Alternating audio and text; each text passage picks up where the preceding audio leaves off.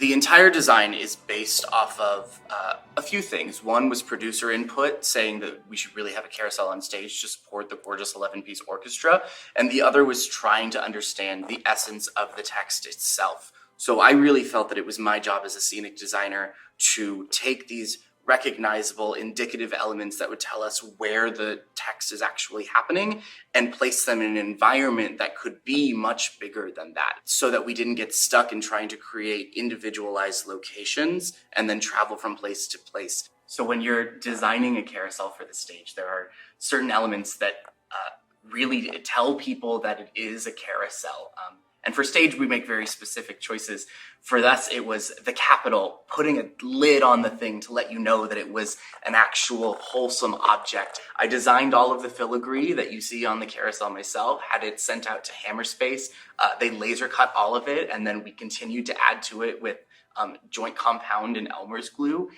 And then it's just paint to bring in that light and that life and that excitement that you could get from something that could have cost $10,000 to produce, but we did for about a fifth of that. So our director, Jeff Church, who happens to also be an incredibly accomplished properties person, was very invested in having an actual carousel horse on stage for these moments when in the ballet we could actually bring it out and have someone ride the horse. So he found one in Raytown. It was a lovely experience acquiring it, as it always is when you're looking for weird, specific individual props like this. But we happened to find one that has all of the energy and the struggle and the joy and the excitement of this text, which is so incredibly rare. So the horse itself is one of my favorite parts of the design, and we're incredibly lucky to have found it. So the idea behind the sand dunes, the fencing, came out of Jeff's need for the text to still be based in a location and want for the text, for the show to feel very haunted. So the sand itself, sand is hard on stage. It doesn't really cooperate and it likes to sort of flatten out. So what we did to build these sand dunes is we carved them all out of white foam, covered them in paint, and then layered crushed cork bits on top of it. So pulling in all of this dune retention fencing and allowing it to be broken and be damaged and then climb up the walls and make these double helix turns really says this is a thing, it's real, it's telling you where we are, but it's also entirely surrealistic.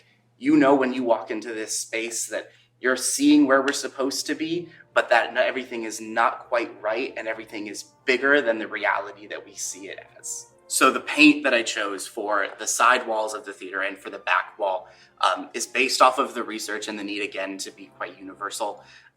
It's based on the Milky Way because that's actually what you can see when you're standing on the beaches in New England is the Milky Way galaxy and the stripes of it. To achieve that look, we actually came in with spray paint because the colors in spray paint tend to react really effectively in changing colors of light. They work really beautifully under the UV spectrum, which is what happens when you get into your deep blues and your deep violets. So we just use this very specific technique of spraying upwards instead of forwards with our spray paints, came in and added individual stars along with spattering stars on top of it. So what happens then is as the color of light changes, the depth of the paint actually changes as well. You have times when the wall seems very close, and you have times when it seems to go on for more miles than you can possibly see. So in order to produce this, it takes a huge team of people. We hired 3 separate carpenters, a painter who came in multiple times throughout the weeks to get it done, 7 electricians, a master electrician, that's on top of all of our designers. It takes a village to produce on this scale, and every single one of the people that we hired to work on the show was a local artist.